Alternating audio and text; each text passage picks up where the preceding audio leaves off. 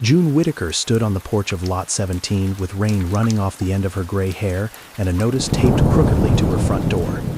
The paper was already wet at the corners. Someone had pressed clear packing tape over it, hard enough to leave wrinkles across the words. Notice to vacate. 7 days. Unpaid lot rent. Travis Bell, the manager of Sweetwater Pines, stood at the bottom step with a leather folder tucked under one arm. His shoes were too clean for the gravel road. His smile was the kind people used when they had already decided a poor woman would not fight back. 8 months, June, he said. You had every chance. June looked at the paper again. The rain made the ink bleed at the word unpaid. I paid March, she said, and April and May. I paid every month. Travis gave a tired little laugh loud enough for the neighbor across the road to hear. Then bring receipts to court, he said. If you can find them. It was only paper on a door, not a sheriff at the steps. But to June, standing in the rain with her home behind her and neighbors watching from their windows, it already felt like being put out. June's left hand slipped into the pocket of her brown sweater. Her fingers closed around the old key she carried everywhere, the one Ray had left in the cracked blue bowl beside the stove before he died. It was heavy, rusted at the teeth, with a small metal tag wired through the ring. The tag read 17B, at the edge of the road. Calvin Price. The meter reader had stopped beside his white utility truck. He had been walking his route with his handheld device under his raincoat. Now he was staring at June's hand as if the key had spoken. Travis noticed him. "Keep moving, Calvin," he said. "This is park business." Calvin did not move. He looked from the tag to June's face, and his voice came out low. "Mrs. Whitaker," he said, "where did you get that key?" June tightened her fingers around it.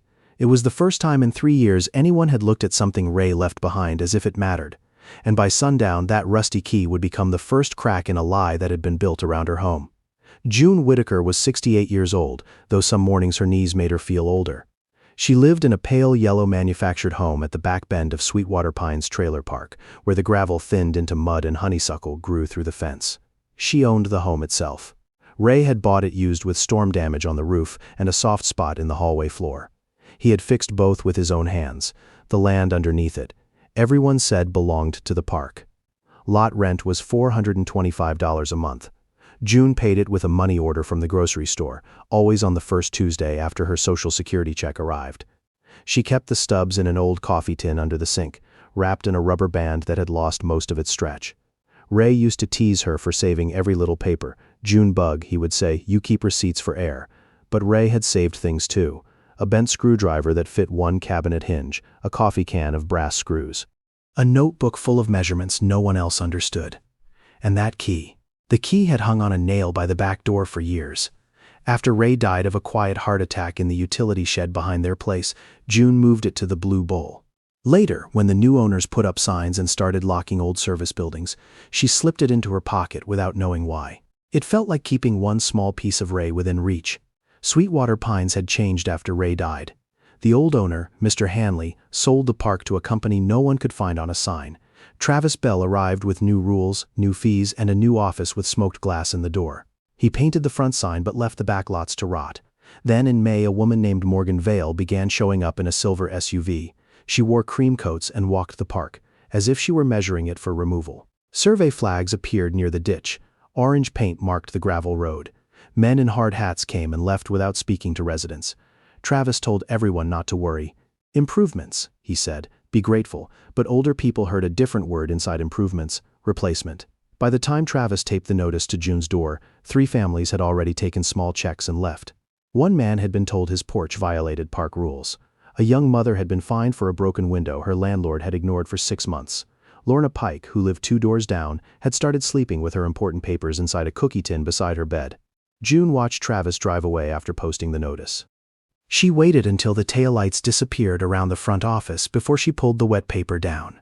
Her hands shook, but not from the cold. Inside, the trailer smelled of coffee grounds and old wood.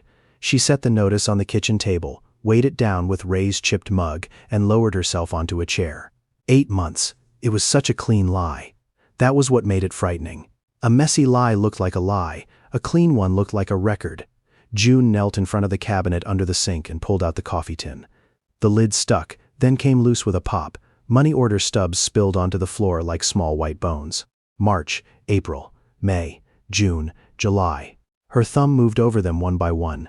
She had paid. She had paid even the month the water heater failed, and she ate toast for dinner for 9 days. She had paid the month Lorna needed a ride to the clinic, and June spent gas money she did not have. She had paid because Ray had believed in paying what you owed. Someone knocked at the door. June froze with a receipt in her hand. "Mrs. Whitaker?" Calvin called. "It's Calvin Price." Meter route. She opened the door only as far as the chain allowed.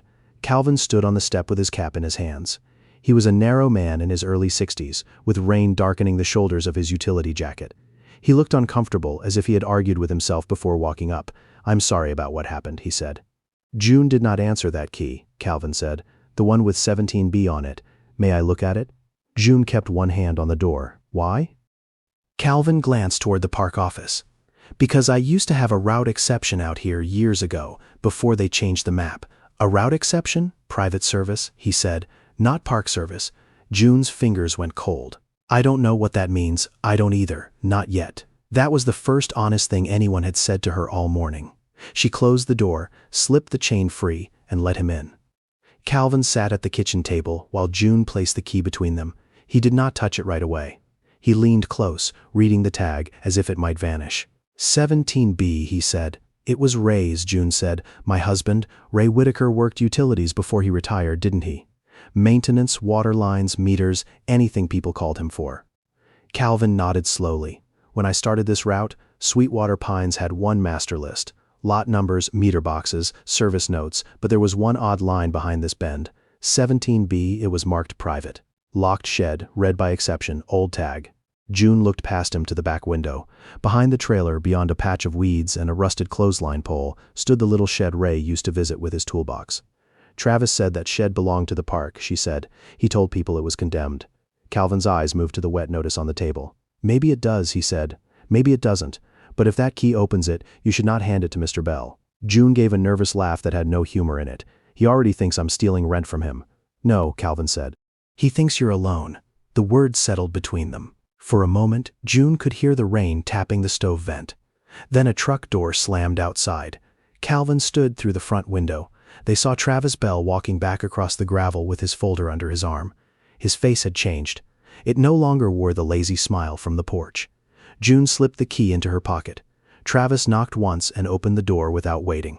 "Calvin," he said, "you got lost?" Calvin did not move from the table. "Checking an old route note. There are no old route notes," Travis said. "This park was reissued under the new map." "Maps don't erase pipes," Calvin said. The room went quiet. Travis looked at June. His gaze dropped to her sweater pocket. "Mrs. Whitaker," he said, suddenly polite, "you should be careful who you let fill your head right now. You're already in a bad position." June's throat tightened, but she kept her voice level. "I found my receipts." "Good," Travis said. "Bring them to court. Or save yourself the embarrassment and be out by next Friday." Calvin took one step toward the door. "A notice isn't a court order, Travis." Travis smiled again, but only with his mouth. "It will be after he left." June stood in the center of the kitchen, holding the back of a chair.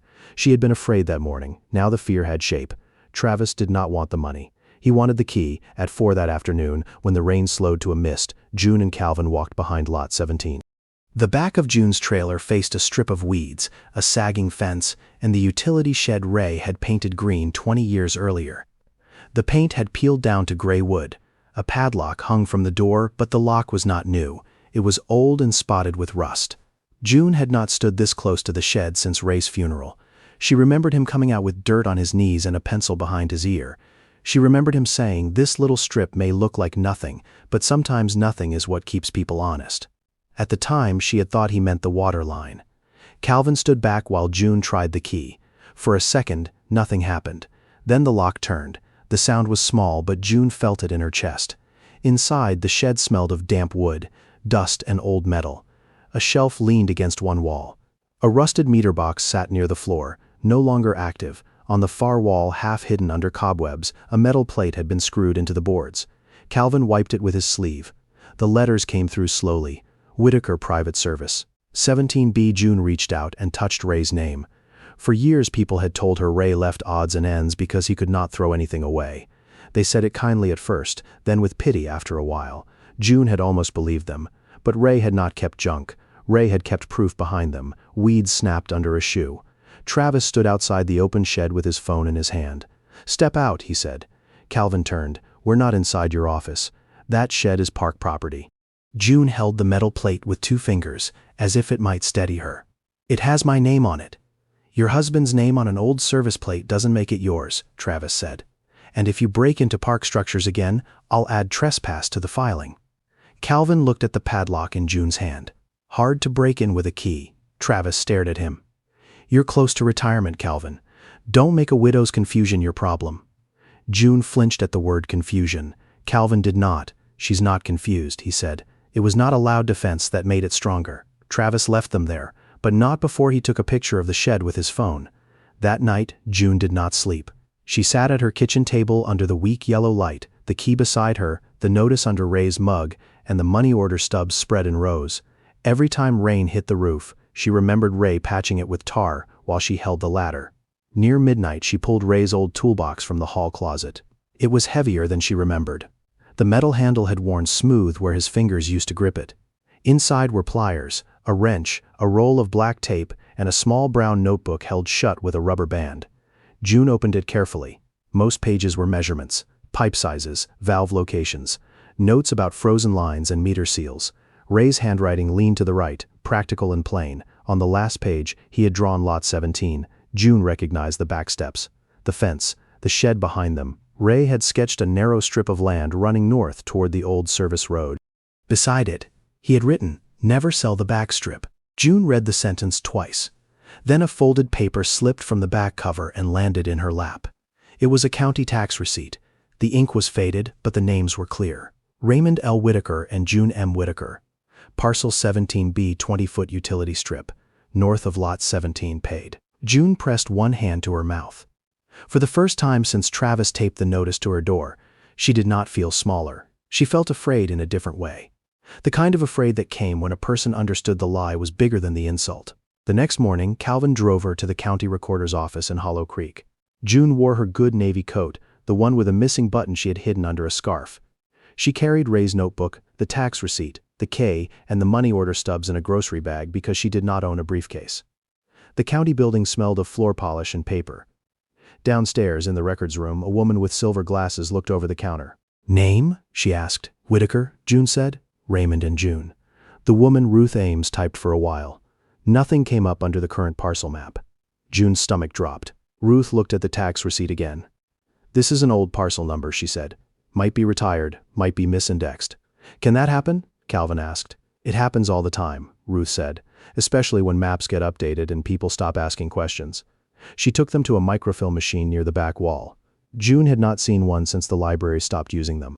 Ruth threaded a reel, turned a knob, and gray images rolled across the screen. Names, dates, book numbers, faded signatures. June watched until her eyes watered. Then Ruth stopped. "There," she said. On the screen, under the grantor and grantee index, appeared a line for R.L. Whitaker. Ruth printed the page. Then she found the deed. It was not grand. It was not dramatic. It was a dry legal description on old paper. A strip 20 feet wide running north from lot 17 to the old service road, together with a utility easement and access right for maintenance. June saw Ray's full name. Then she saw her own for a second, the records room blurred. Ruth slid the printout toward her. "We don't decide who owns what," Ruth said gently. "We only show what was recorded, but this was recorded." June held the paper with both hands. "He never told me." Calvin looked at the deed. "Maybe he thought you knew." June shook her head. "No, Ray did that sometimes. He fixed things first and explained later." On the way home, June did not speak much. She looked out the truck window at wet fields and low clouds and tried to imagine Ray standing in this same county office years before, signing a paper for a strip of land everyone else thought was worthless. When they pulled into Sweetwater Pines, Travis was waiting by the office. Beside him stood Morgan Vale. June recognized her from the silver SUV.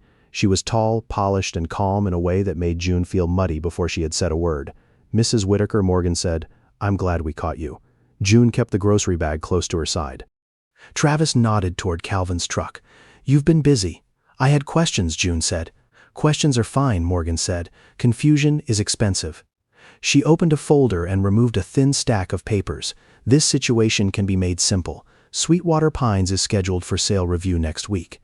There are old records in this county, old notations, old things that no longer reflect practical reality. We can offer you $2,000 if you'll sign a release today and leave the lot in good condition." June stared at the papers. $2,000. Her checking account had 112. Her propane tank was low. Her knees needed a doctor. Her kitchen sink dripped into a plastic bowl because she had not called anyone to fix it. $2,000 looked enormous when a person was tired.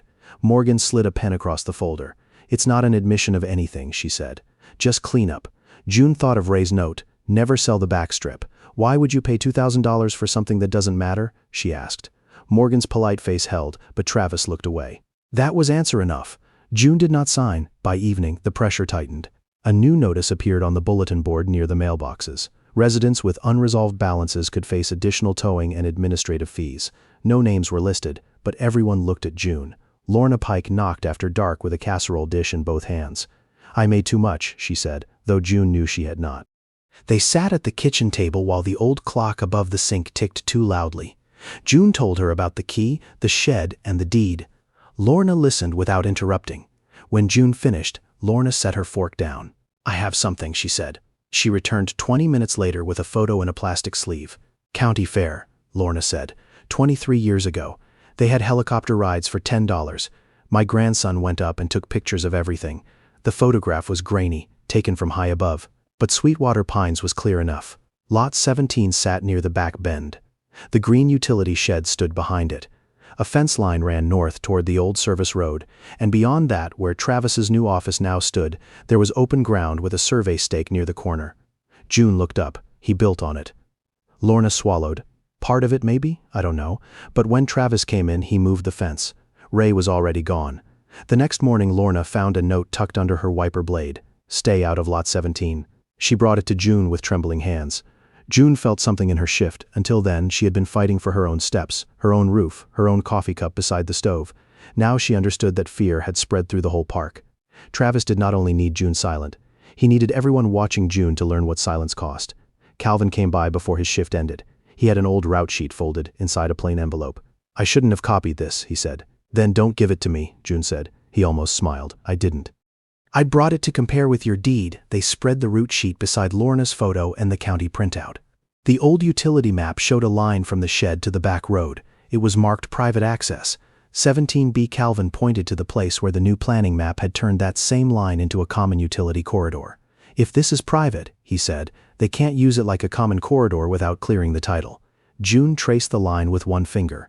"That is why they want me out. That is why they want you to sign." On Monday, Ruth called from the recorder's office. "Mrs. Whitaker," she said, "I found something in the planning packet. You may want to see it before the hearing." June and Calvin drove back into town. Ruth met them at the public computer station and pointed to a page in the development packet for Sweetwater Pines redevelopment Phase 1. She did not start with the legal words. She turned the screen toward June and opened a color site map. A yellow corridor ran from the proposed entrance road, behind the lots, and out toward the old service road. It looked harmless at first. Just a neat line drawn by someone who had never stood in the weeds behind Lot 17. Then June saw where the line went. It crossed the shed. It crossed Ray's sketch. It crossed the little strip of ground that had been dismissed as nothing. Ruth scrolled down under the map. Near the bottom of a title review note, one sentence had been highlighted by someone in yellow. "Unresolved Whitaker easement title exception must be cleared prior to utility corridor approval." June read it slowly. Whitaker. Not old junk. Not confusion. Not a widow misunderstanding a key. Whitaker. Morgan Vale had known. Travis had known. They had not taped that notice to her door because she owed rent. They taped it because they needed the owner of the backstrip to believe she was only a delinquent tenant. June sat down hard in the chair beside the computer. Calvin looked worried. "You all right?" June nodded, but her eyes stayed on the screen. "I spent 3 nights thinking I had forgotten to pay," she said. "I thought maybe I was getting old in the way people say old women get old, misplacing things, losing track. Ray used to say I could find a screw in a gravel drive, and I let Travis make me doubt a coffee tin full of receipts." Ruth printed the page. This time June did not put the paper in the grocery bag. She held it flat against her chest. The county hearing was scheduled for Thursday evening in a room that smelled like carpet cleaner and stale coffee. Folding chairs lined the back wall. A long table faced the residents. A few county officials sat behind microphones. June arrived in her navy coat with the missing button. Calvin walked beside her with his cap in his hands. Lorna came too, clutching the aerial photo in a manila envelope. Travis Bell was already there. Morgan Vale sat beside him in a cream coat. Her folder closed, her expression smooth. When June entered, Several residents turned to look. Some looked away quickly, others watched with the painful hope of people who did not yet dare to hope for themselves. The hearing began with planning language, road access, utility relocation, resident transition schedule. Travis spoke first during the public comment portion. "We sympathize with long-term residents," he said, his voice clean and practiced. "But we also have records showing certain tenants have refused to pay rent and are now attempting to delay a lawful sale with confusion over obsolete service equipment." June knew he meant her. Her heart beat so hard she felt it in her wrists. The chairwoman looked over the room. "Mrs. Whitaker, you asked to speak?" June stood for a moment. She could not feel her feet. Then she saw the key in her palm. The metal tag had left a small oval mark on her skin. She walked to the front table and set down the wet notice first. She had dried it as best she could, but the edges still curled. "This was taped to my door in the rain," she said. "It says I owe 8 months' rent. I do not." Travis shifted in his chair. June laid down the money order stubs one by one: March, April, May, June, July, August, September, October. The chairwoman leaned closer. June placed Travis's ledger copy beside them. Calvin had helped her request it in writing. The entries were too neat. Same pen, same slant, same pressure. "I am not a bookkeeper," June said, "but I know what my hand paid." A low murmur moved through the room. Travis stood halfway. "This is not the forum for a rent dispute." June looked at him. "I agree." Then she set the rusty key on the table. It made a small sound against the wood. Everyone looked at it. "This is why I am here." She told them about Calvin seeing the tag. Calvin confirmed the old route exception, carefully and plainly. He did not hand over private billing records. He explained what he could. The tag matched an old private service route, not a current park-owned meter route. June set down a photograph of the shed plate. "Whitaker Private Service. 17B. She set down Ray's notebook. Open to the sketch. "Never sell the backstrip." She set down the tax receipt. Then the deed printout from the county recorder's office. Ruth Ames stood from the back row. "For the record," Ruth said. The document shown was recorded under R.L. Whitaker and June M. Whitaker. It was misindexed under a retired parcel number. The recorder's office does not determine ownership in this room, but the record exists. Morgan Vale's pen stopped moving. June set down Lorna's aerial photo. Lorna stood, her voice thin but clear. "That shed was behind June's place before the new office was built," she said. "I remember because Ray fixed my water line that summer. The fence was not where it is now. The room had gone still." Last June placed the planning packet page on the table. She did not read the whole paragraph. She did not need to. She read the highlighted line. "Unresolved Whitaker easement total. Exception must be cleared prior to utility corridor approval." Then she looked at Morgan Vale. "You knew my name before Travis taped that paper to my door." Morgan's face did not break, but something behind it tightened. Travis whispered something to her. She did not answer him. The chairwoman asked for a recess. Nobody moved for several seconds after she said it. In the back row, an old man who lived on Lot 9 took off his cap and held it against his chest. A young mother from Lot 4 wiped her eyes with the sleeve of her sweatshirt. Lorna sat down carefully, as if her legs had carried all the bravery they could. June stayed at the table. She did not feel triumphant. She felt tired. But beneath the tiredness was something steady, a floor under her feet. After the recess, the chairwoman returned with the county attorney. Her voice was formal now. "Approval of the utility corridor and associated sale review is paused pending title review. Allegations regarding the rent ledger and resident pressure will be referred for further review.